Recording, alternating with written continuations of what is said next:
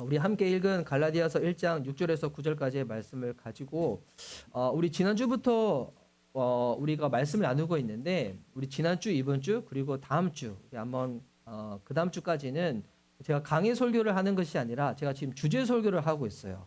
제가 이제 신년을 맞아서 마가복음 강의를 하려고 하는데 마가복음에 들어가기 앞서서 우리 사랑하는 우리 성도님들이 복음에 대해서 먼저 알면 좋겠다는 생각이 들어서 제가 먼저는 이렇게 지금 주제 설교를 하고 있습니다. 그래서 이제 목사님이 이 본문을 가지고 본문을 설명하기보다는 제가 좀 나누고 싶은 그 주제를 가지고 지난주, 이번 주, 다음 주 그리고 다다음 주까지 나눈다고 여러분 생각하시면 될 것 같습니다.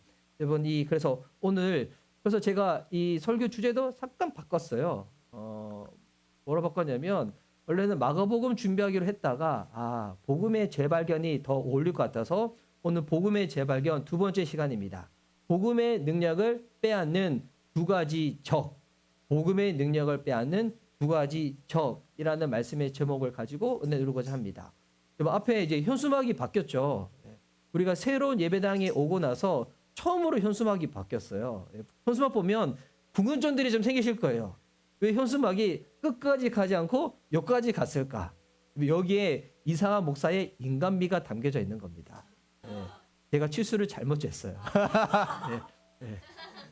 그래서 우리는 늘 주님이 필요합니다. 그래서 원래는 복음을 모두께 새롭게 한다. 이게 저 끝으로 가 있어야 되는데 여기 애매하게 딱 걸려 있어요. 복음은 모든 것. 그렇죠. 복음은 역시 저를 사랑하시는군요. 감사합니다.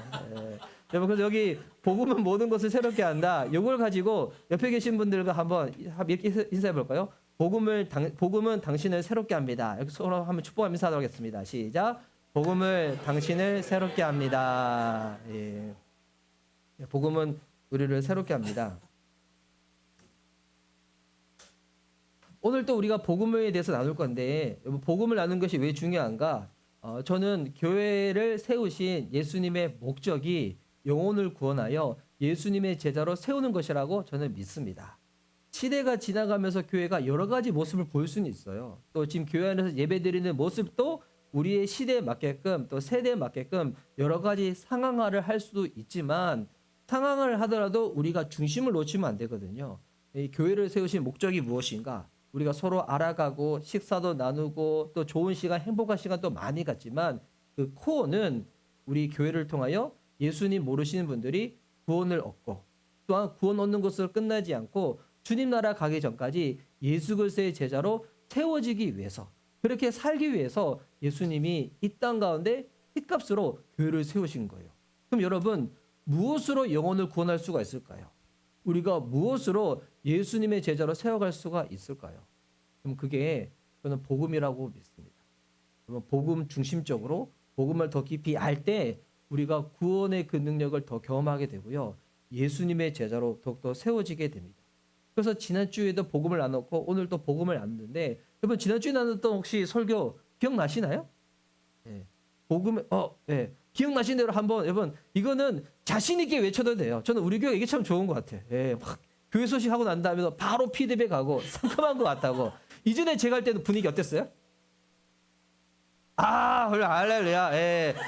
우리 상큼한 분위기 계속 가다가 멋짐을 알고 싶을 때는 저도 가끔씩 교회 소식 나누고 그러면 목사님 길어져요. 그럼 다시 상큼한 시간 돌아가고 자, 우리 지난주에 나눴던 복음 혹시 기억나시는 대로 복음이 뭐였습니까?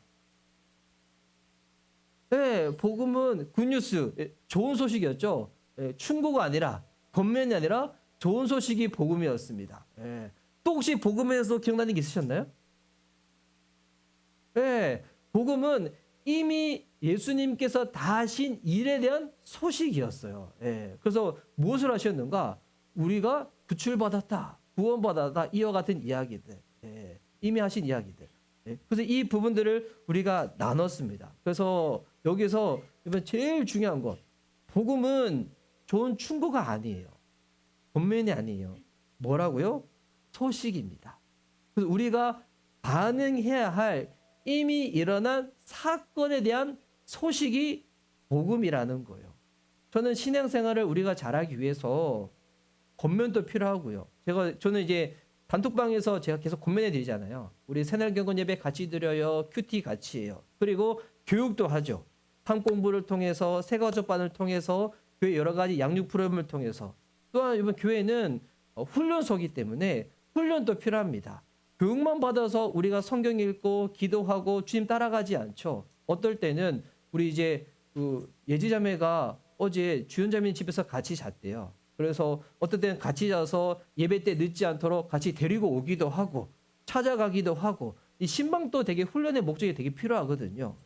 저는 권면도 교육도 훈련도 필요하다고 생각하지만 여러분 신앙생활에 있어서 가장 중요한 첫 번째 시작점은 뭐냐면 자원함이에요. 자원함. 처음에 훈련을 통해서는 몇 번 이렇게 갈 수는 있어요. 여러분 대표 기도하는 것도 마찬가지. 대표 기도하는 거 여러분 부담스러워요, 기뻐요, 설레요? 예, 부담스럽죠. 예. 부담스러운데 계속 안 한다 어떻게 될까요? 여러분 궁금한 거 한번 물어봐야지. 이상한 목사가 왜 대표 기도를 시킬까요? 예. 예. 훈련시키는 것도 이유일 수는 있어요. 왜 시킬까요? 훈련 자체가 목적일까요? 아니에요. 여기에 교회를 향한 저의 신학이 담겨져 있어요. 우리 교회는 이게 작은 교회라서 강대상이 그냥 이렇게 있잖아요. 그리고 앞에 특별한 것도 없지만 좀 이렇게 규모가 있는 교회 가면 강대상에 보면 설교자 강대상이랑 인도자 강대상이 따로따로 분리되어 있는 데가 있어요. 왜 따로따로 분리되는지 알아요? 우리 교회 예배당 넓으니까 강대상 2개다 자랑하려고? 그거 아니고 그 교회 담임 목사님의 신학이 거기에 담겨져 있어요. 설교자와 인도자 우리는 구분한다. 이게 다른 거거든요. 그래서 이게 예배 이 공간에도 그 목사님의 교회 철학, 신학이 담겨져 있는데 대표기도도 마찬가지예요.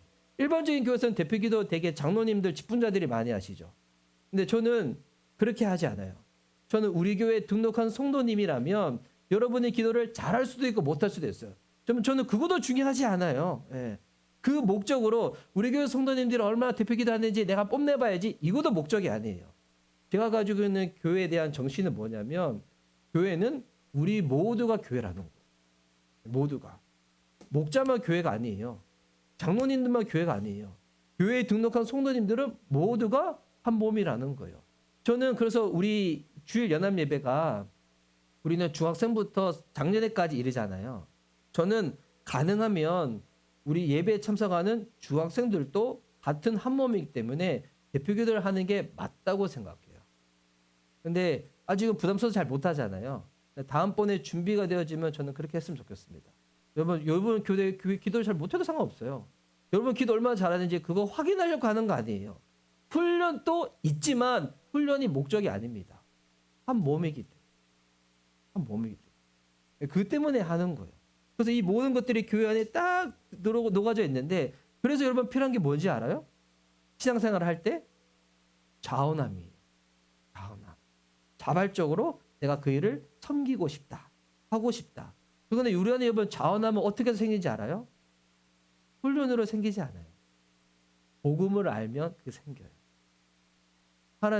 예수님께서 이미 우리를 위하여 얼마나 놀라운 일을 행하셨는지 그거를 알면 생각이 돼요.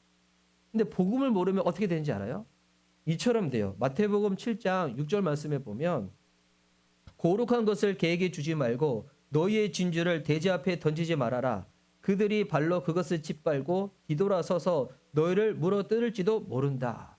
누가 여러분한테 진주를 줬어. 다이아몬드를 줬어. 되게 귀한 물품을 줬어. 그런데 이것이 얼마나 귀한 건지 모르는 사람들은 이렇게 대하겠죠. 돼지 앞에 놓인 진주처럼. 여러분 진주가 가치가 없어서 짓밟히는 게 아니에요.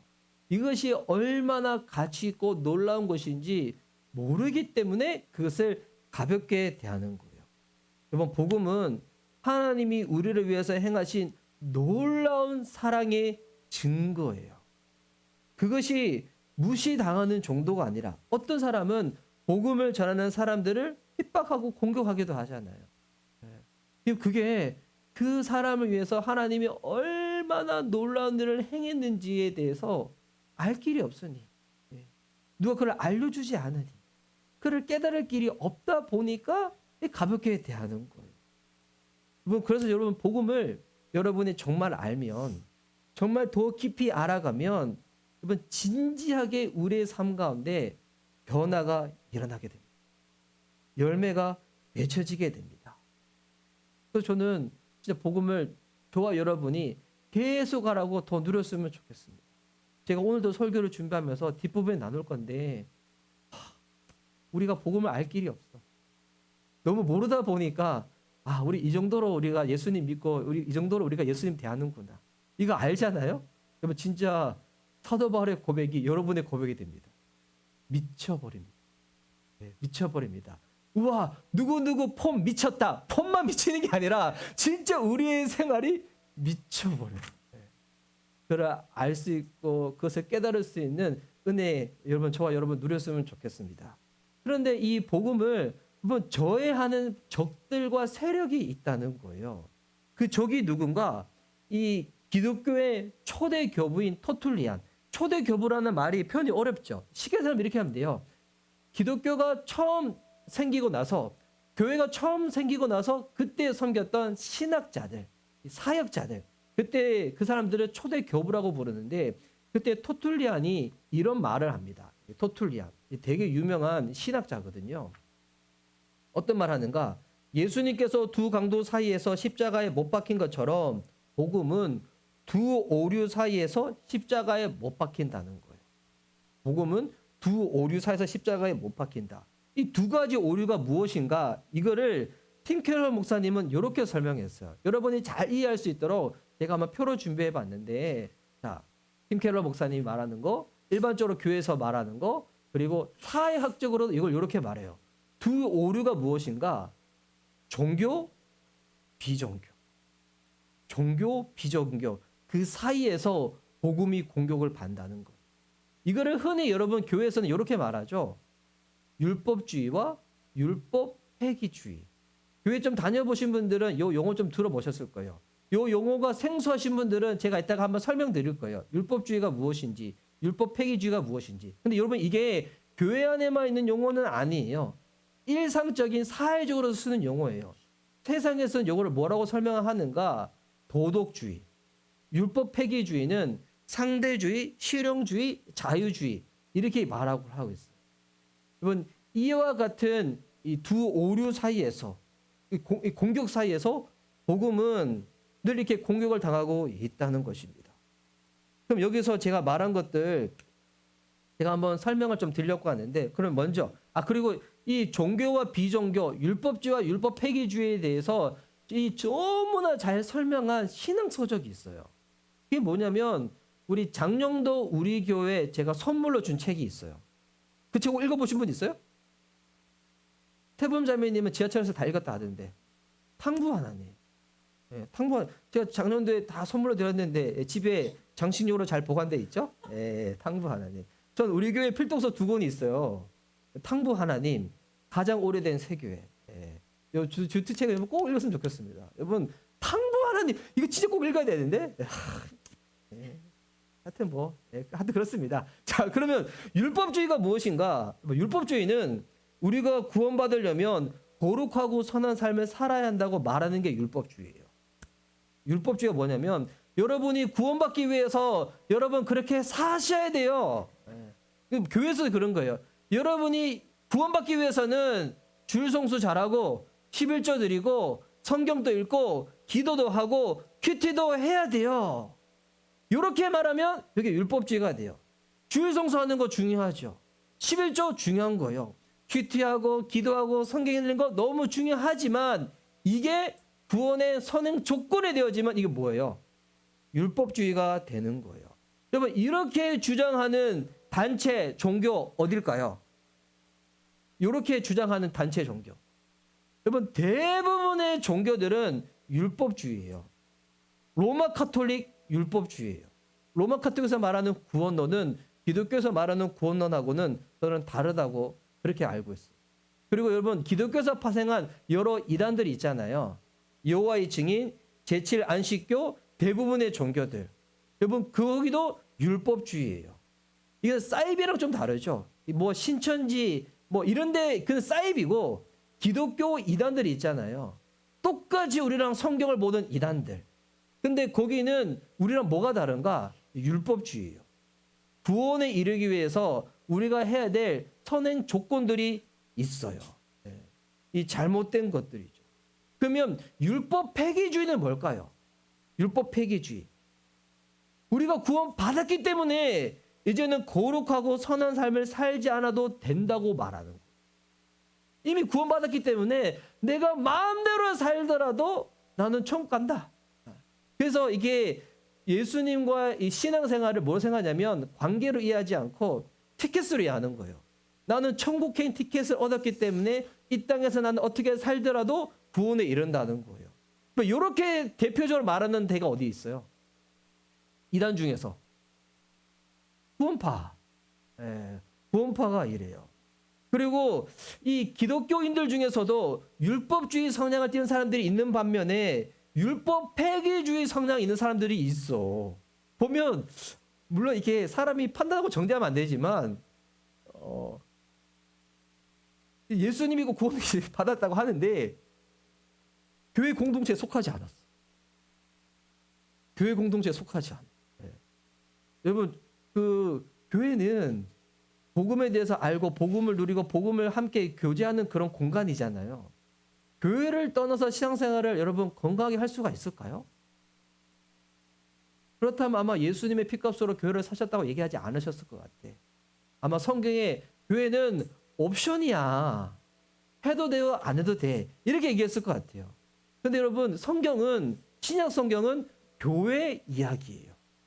소그룹 공동체 이야기예요.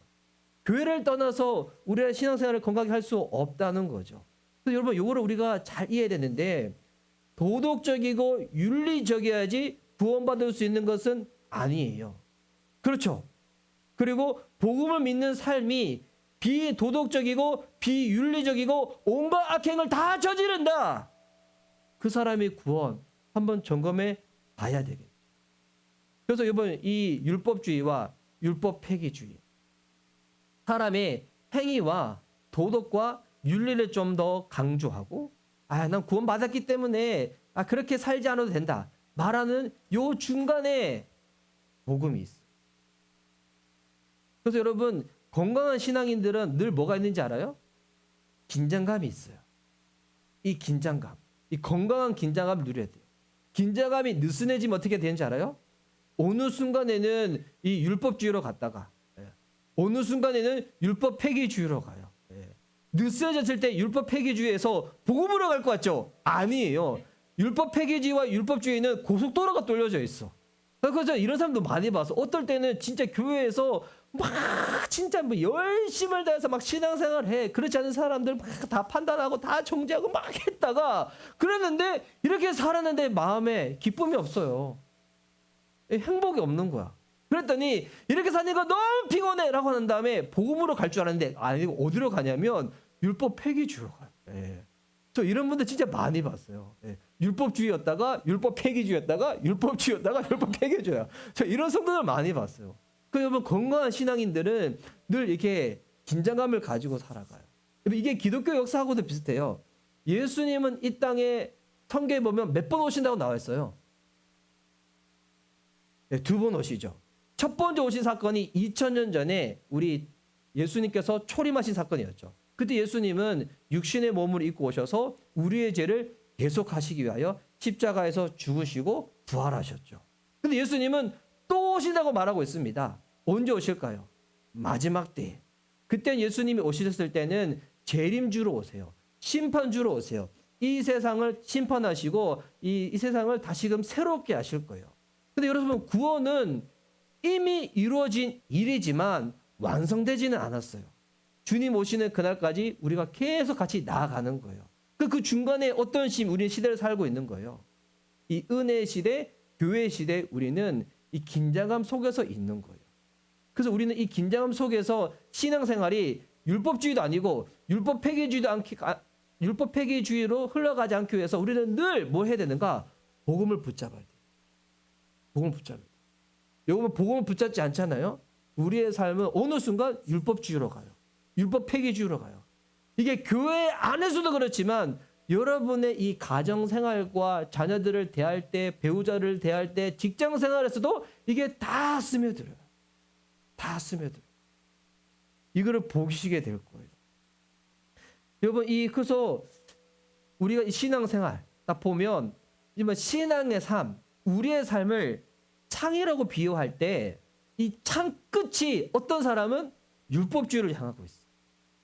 어떤 사람은 율법 폐기주의를 향하고 있어.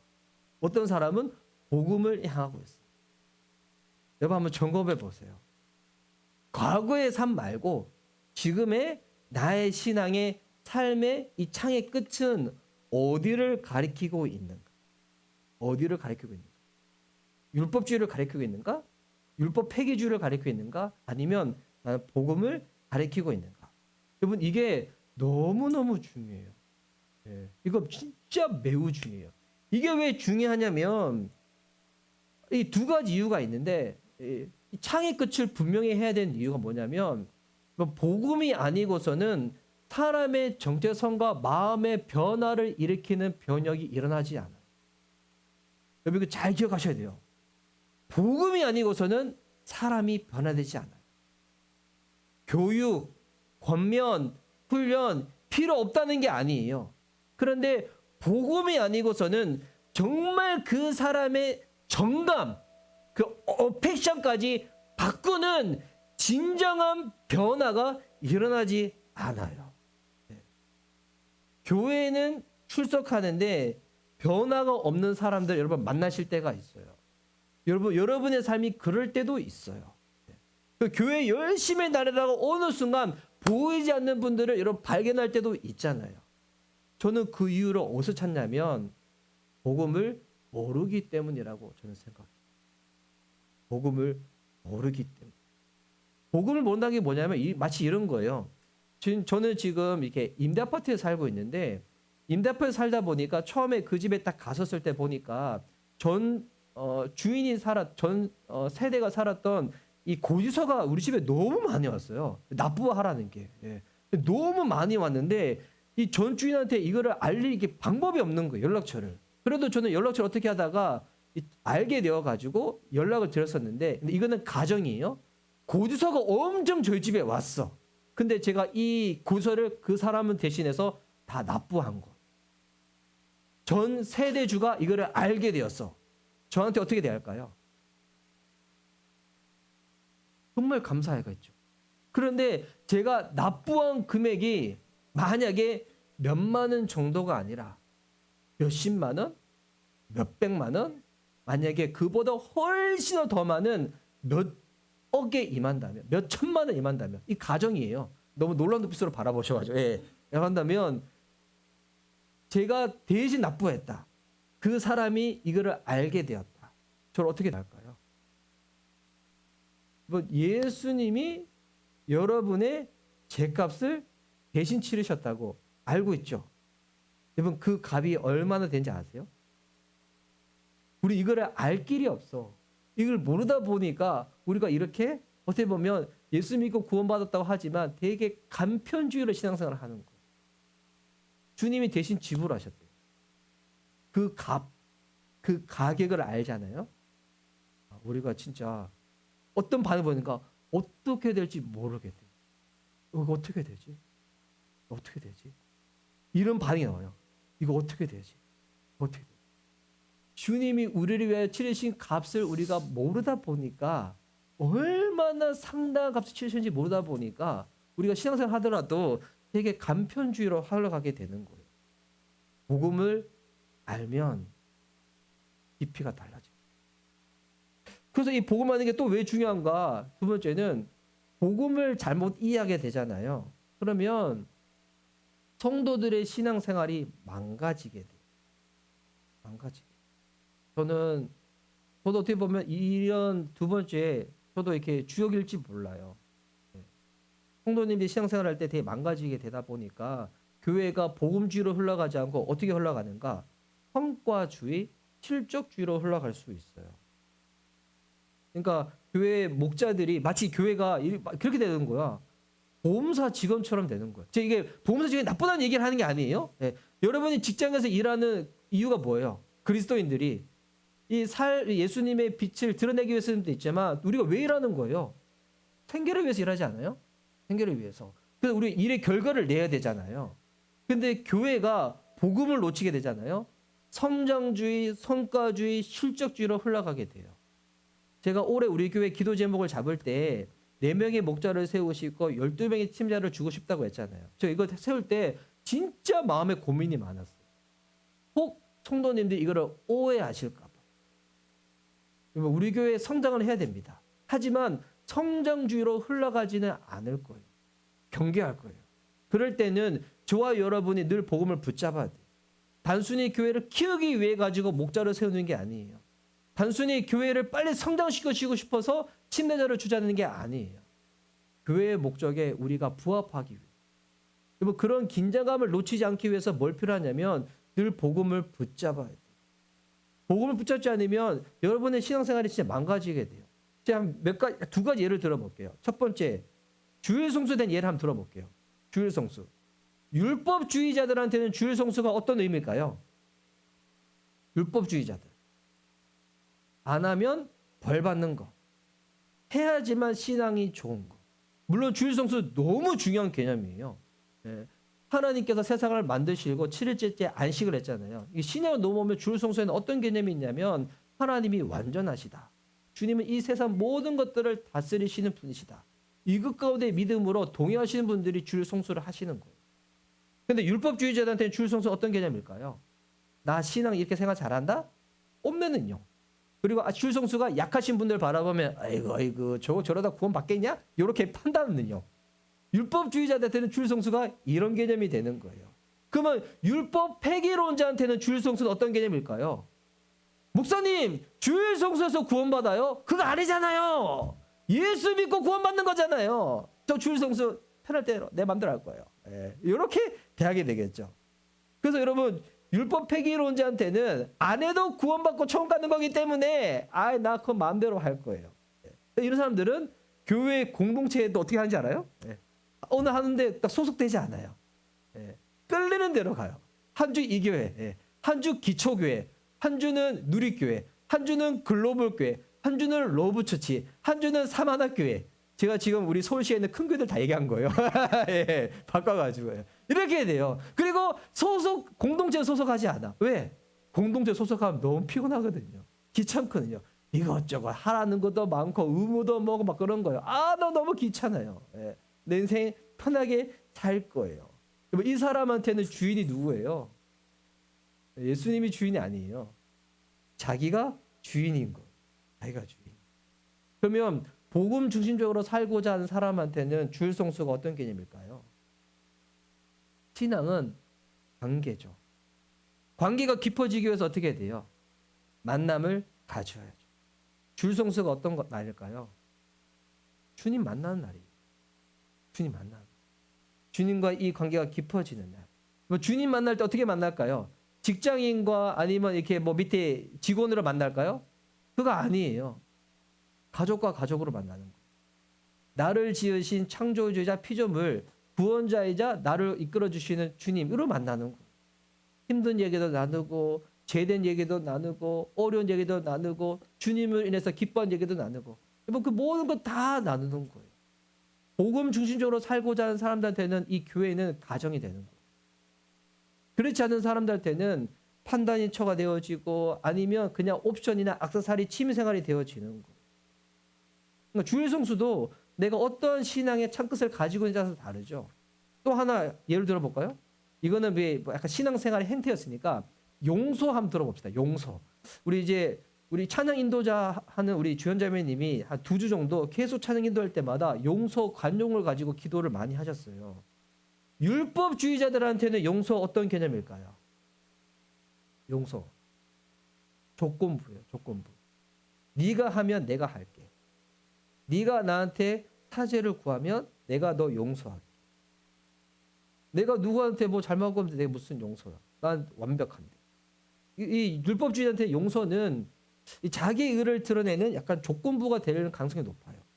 반면에 율법 폐기론자는 어떨까요? 야, 그거 신경 안 써도 돼. 그거 신경 끄고 살아도 돼. 그거 그냥 너의 매너의 문제고 인성의 문제지. 나한테 그렇게 안 해도 돼. 그거 신앙과 결부하지 마라. 이렇게 돼요. 율법 폐기론자한테 용서는 그거 생각하면 마음 부담스럽기 때문에 신경 안 쓰는 거예요. 그냥 그 사람의 인성의 문제지. 이거 신앙이랑 상관없어. 이렇게 대할 때가 많이 있어요. 이렇게 대하다 보니까 생긴 문제점이 뭐예요? 영화 미랑이 나오는 거예요. 영화 미랑과 같은 것. 그러면 복음 중심적으로 살고자 하는 사람들한테는 용서는 뭘까요? 용서. 정말 쉽진 않지만 용서는 하나님을 알아가는 과정 중에서 맺게 되는 열매예요. 용서를 하지 못하는 이유도 발견하게 돼요. 내 안에 주님보다 더 큰 게 있구나. 주님보다 더 큰 게 있구나. 하나님은 나를 용서했다는데 내가 내 자신을 용서 못하시는 분들 있죠. 좀 많이 만나요. 진짜.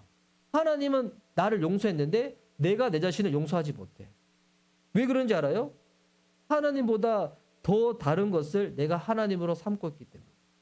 내가 하나님보다 더 큰 거예요. 내가 나를 용서를 못해. 다른 사람 용서하지 못하는 사람들도 보면 용서가 쉽지는 않아요. 그런데 대부분 어떻게 용서하게 되는 거예요? 내가 하나님께 어떠한 용서를 받았는지 이것을 내가 알면 알수록 누군가 나한테 한 그 부분에 대해서 내가 더 자유로워지는 거예요. 그 용서는 하나님을 알아가는 과정 중에서 맺게 되어지는 복음의 열매라는 거죠. 그런데 이 사람들이 복음을 놓치다 보니까 율법주의나 율법 폐기론자도 가다 보니까 신앙생활도 신앙의 삶도 성경적이지 않고 세상과 비슷해지는 거예요. 구분이 없어져. 세상의 말은 똑같죠. 성과, 실적, 자유로워지고 싶은 거, 네 자아를 추구해. 너 자유롭게 생활해. 20세기 때는 니치가 그렇게 하잖아요. 신은 죽었다고. 21세기에는 어떻게 말해요? 그렇게 말하지 않아요. 교회 다녀. 하나님 믿어. 그래도 네 삶의 주인은 너야. 너가 하고 싶은 것 마음껏 해. 너의 자아를 추구해. 그러다 너가 주님 믿다가 마음이 울적해질 때 주님 앞에 나가서 해결하려고 하지 마. 너 추구하는 거 있잖아. 너 바라는 거 있잖아. 여러분 그게 대부분 뭔지 알아요? 하나님보다 더 큰 내 안의 우상이에요. 우상을 통해서 힘을 얻고자 하고 우상을 통해서 만족을 얻고자 하고 우상을 통해서 기분을 프레시하고자 하고 그 우상 때문에 울고 우상 때문에 기쁘고 우상 때문에 살아가게 되고. 그런 사람들은 신앙생활의 원동력이 뭔지 알아요? 결핍이에요. 너무 슬프게. 결핍이에요. 저 이런 케이스도 봤어요. 어떤 분이 사역자가 됐어. 근데 실력이 되게 출중해. 사역도 잘해. 근데 대화를 나눠봤는데 이분은 보니까 정말 하나님의 사랑과 용서 이걸 모르시는 분은 아니지만 본인이 예전에 신학교 들어가기 전에는 사람들이 그렇게 자기를 열등감 있는 사람들로 대했다는 거. 근데 교회 와서 조금 열심히 했더니 사람들이 너무 인정해 줬다는 거예요. 본인 안에 그 결핍. 그 결핍을 채우고 싶어서 사역자가 된 케이스도 봤어요. 불쌍하지 않아요? 근데 여러분 이게 남들의 얘기가 아니라 우리의 이야기. 내 안에 무언가 결핍을 채우고 싶어서 하는 부분. 세상에서는 내가 해도 나를 인정해 주지 않다 보니까 교회에서 그를 통해서 대리 만족을 누리고 싶어가지고. 신앙이 있다는 사람들도 복음을 오해합니다. 참 안타깝게도. 더 정확하게는 교회를 오래 다니신 분들도 복음을 오해할 때가 많이 있어요. 복음을 오해한 이유, 그러면 그도 두 가지로 제가 살펴봤는데 첫 번째 뭐냐면 성경 전체에 대한 지식이 결여되어 있어서 그래요. 하나님이 누구신지, 왜 우리에게 구원이 필요한지, 우리를 구하기 위해서 예수님께서 무엇을 하셨는지에 대해서 이에 대한 이해가 성경 전체를 아는 지식이 전제가 되어 있어야 되는데 이게 부족한 거예요. 이게 무슨 말인지 잘 모르시면 제가 구체적으로 한번 설명해 드릴게요. 예수님 좋으신 분이에요? 나쁘신 분이에요? 좋으신 분이죠. 여러분 예수님이 좋다는 거 여러분은 어떻게 그걸 알고 있어요? 무엇을 근거로? 성경 훌륭해. 대부분 어떻게 알고 있어요? 그런 것 같으니까요. 예, 느낌이 그런 것 같아요. 예수님 좋으신 분인 것 같아요. 예. 예수님 좋으신 분이라 다 알고 있어요. 근데 여러분, 성경을 통해서 예수님을 아는 사람과 느낌과 그냥 감성적으로 좋은 것 같아요 라고 아는 사람들은 이런 거예요. 예수님 십자가 죽음을 이해할 때 예수님 너무 좋으신 분인데 너무 고통당했어. 이게 우리의 삶을 변화시킬까요? 못 변화시켜요. 예수님 십자가 죽으셨는데 예수님이 삼일체 하나님 중에서 제위위격인 거예요. 삼일체 하나님 중에 제위위격인 성자 예수님이 나 때문에 죽으셨다고? 이렇게 받아들이는 사람은 십자가의 죽음을 통하여 하나님이 성취한 것이 무엇인지 깨닫게 되면서 달라져요. 십자가의 죽음의 의미가 단순히 좋으신 분이 죽으셨구나 이게 아니라 하나님이 나를 위하여 죽으셨다고. 그래서 예수님에 대한 여러분 신약 그 사역을 보면 계속 구약의 성경의 단어들로 설명하고 있어요. 제사장이시라고, 희생당하셨다고, 언약이 이루어졌다고. 성경을 아는 눈이 넓어지면 넓어질수록 여러분 복음에 대한 깊이가 깊어져요. 성경에 대해서 아는 부분이 짧을수록 신앙의 깊이도 짧아지게 되는 거예요. 그래서 여러분 설교자도 사역자도 이 설교를 할 때 막연히 설교를 하면 안 돼요. 어떻게 되냐면 여러분이 성경 전체적으로 알 수 있도록 도와줘야 돼요. 신앙생활 할 때 위험한 신앙생활 여러분 제가 몇 가지 말한 적이 있었어요. 제일 위험한 신앙생활, 제일 무서운 신앙생활 어떤 신앙생활을 했어요? 성경을 덮어놓고 믿는 신앙. 와, 제일 무서운 신앙. 와, 저 사람이 하나님 어떤 하나님인지 우리가 알 길이 없어. 그리고 무서운 신앙 또 뭔지 알아요? 성경을 한 번도 안 읽은 신앙. 그런데 하나님 믿는데 진짜 여러분 이거 위험한 신앙이에요. 예. 어떻게 보면 진짜 담대한 신앙이야. 진짜 담대한 신앙. 성경은 멀리하고 하나님을 안다는 신앙. 예. 그래서 우리 교회에서 우리 성경을 읽읍시다, 묵상을 합시다, 통독을 합시다. 계속 제가 권면해 드리잖아요. 단순히 여러분 나이만큼 성경을 읽어야 되니까 그것 때문에 그런 게 아니에요. 진짜 복음을 더 깊이 알고자 하기 위해 권면을 해드리는 겁니다. 그리고 또 왜 복음을 오해하냐면 이 또 중요한 건데 복음과 복음의 결과를 혼돈하기 때문이에요. 네. 여러분 예수님 믿는 거 기쁜 일이죠. 아멘이시죠. 네. 이 시간 기쁘지 않으시고 마치 이렇게 도사장이 끌려가는 그 짐승처럼 이곳에 오셔가지고 졸리고 피곤한데 목사님 오늘 교회 소식도 빨리 끝났는데 설교 빨리 좀 알아서 끝내주셔야지. 목사님 뭐 하고 계신 거예요? 예. 여러분 예수님 믿는 거 기쁜 거예요? 슬픈 거예요? 기쁜 일이죠. 그럼 여러분 기쁜 거는 다 예수님 믿는 거예요? 이거는 아니죠. 예. 뭐 어떨 때 우리가 예수님 믿을 때 고민이 될 때가 있어요. 갈등이 생길 때가 있어요. 그럼 예수님 안 믿는 거예요? 아니죠. 예. 그래서 여러분 예수님 이 결과물 예수님 믿어서 기쁘고 행복하고 삶이 변화되는 것과 복음은 다른 거예요. 복음은 소식이고요. 그 소식을 내가 진지하게 묵상하고 믿을 때 열매들이 생기는 건데 근데 사람들은 이 열매를 복음이라고 오해하는 거예요. 이건 구분해야 돼요. 이 다른 거예요. 제가 이제 휴학하고 신학교 처음 입학했을 때 이 경험했던 이야기인데 그 제자훈련에 탁월한 신학교 오는 교수님과 현직 부장판사님의 대화 가운데 제가 한번 참여한 적이 있었어요. 이 부장판사님의 신앙생활은 뭐냐면 진짜 교회 열심히 하시는 분이셨어요. 근데 예수님 믿으면 무조건 행복해야 된다, 기뻐야 된다 이거를 주장하시는 분이셨어요. 그런데 제자훈련을 하셨던 그 신학교 교수님은 물론 예수님 믿고 우리 삶 가운데 기쁨이 있지만 정말 예수님을 진지하게 믿으면 고민하시게 될 거라고. 갈등이 일어나게 될 거라고. 전제가 이게 신학교 교수님의 얘기가 맞을까요? 부장 판사님의 이야기가 맞을까요? 이건 이렇게 생각하시면 돼요. 뭐 수학 문제 풀잖아요. 그런데 답이 결과 잘 안 나온다고 바로 해답지 보는 사람들이 있어. 다 경험해 보셨죠? 예, 그렇게 하신 분들 수학 실력 많이 늘으셨나요? 그렇게 수학 실력 안 늘어요. 수학 실력 어떻게 해서 늘어요? 한 문제 내가 잘 못 푸더라도 계속 붙잡고 고민해야 돼. 실험해 봐야 돼. 풀이 과정을 내가 스스로 만들 줄 알아야 돼. 우리가 신앙생활을 할 때 하나님은 이렇게 대하신 분이 있어요. 하나님, 답 주세요. 답 주세요.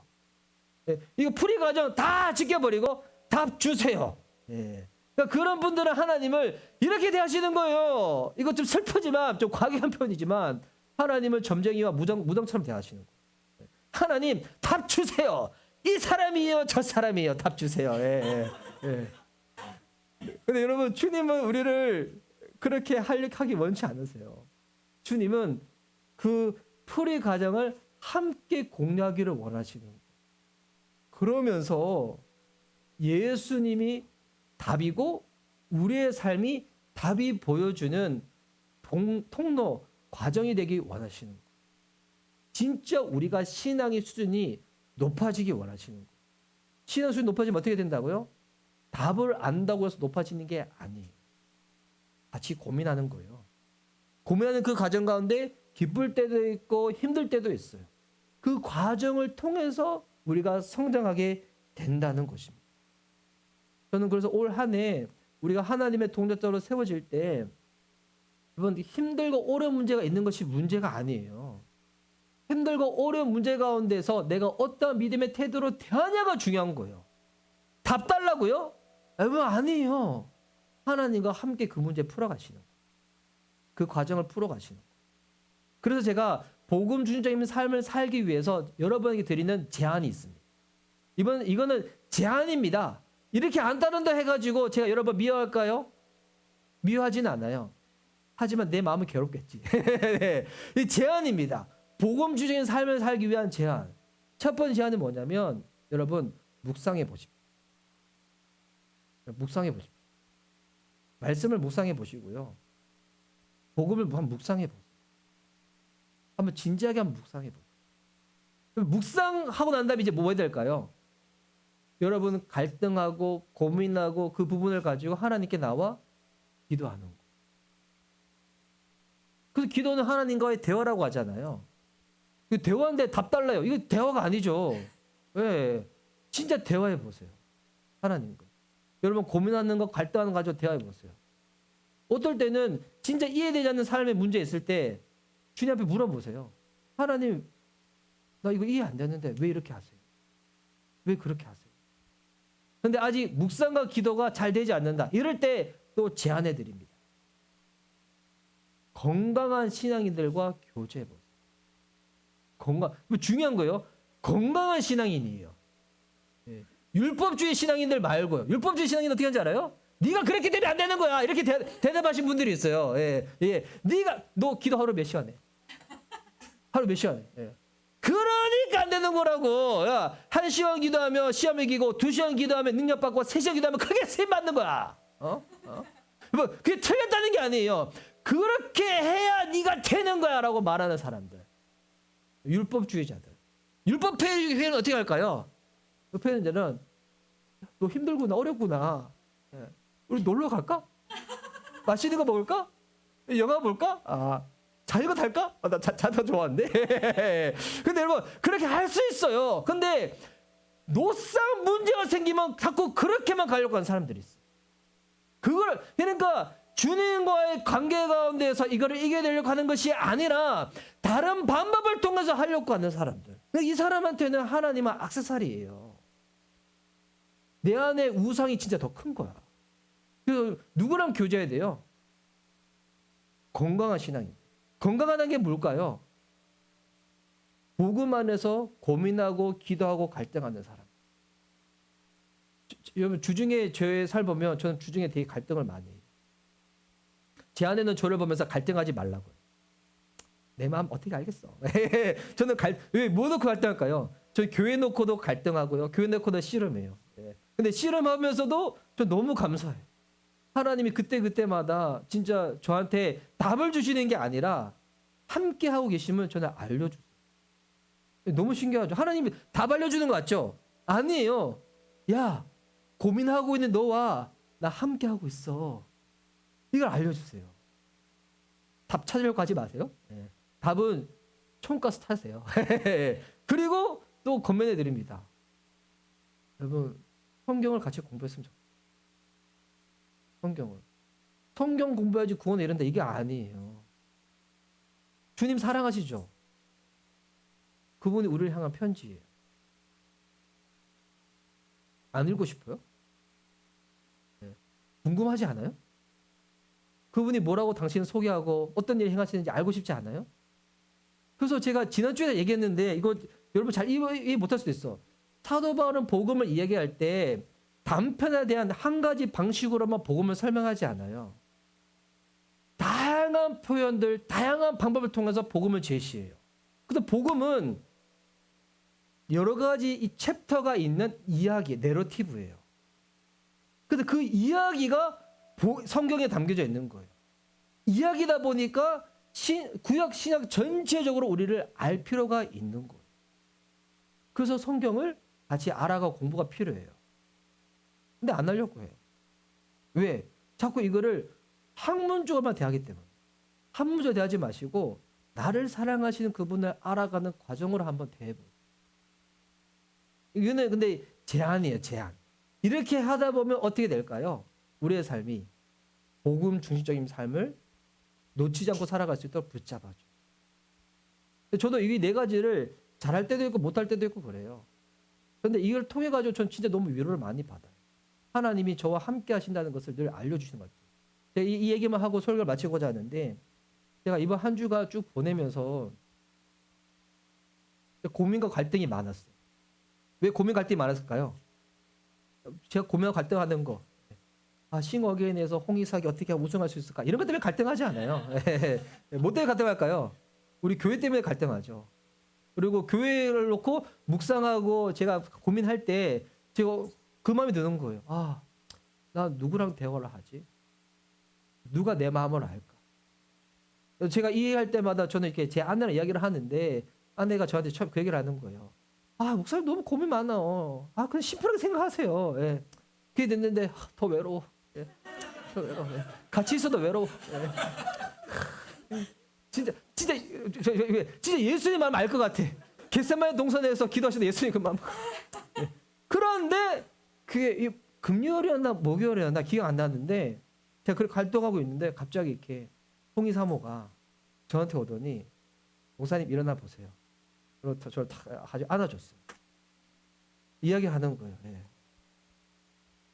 내가 네 편이 되어줄게 라고 노래하는 것처럼 목사님 잘하고 계세요. 하나님 목사님과 함께 하세요. 막 하는 거예요. 그래서 울먹이 목소리로 힘들었단 말이에요. 물론 이렇게까지 안 했어. 이렇게까지 하지 않았어요. 하면서 제가 왜냐면 제가 뭘 경험했을까요? 하나님 그러고 난 다음에 저한테 답 주셨을까요? 야 교회 이렇게 저렇게 해. 옆에 공간 이렇게 저렇게 해.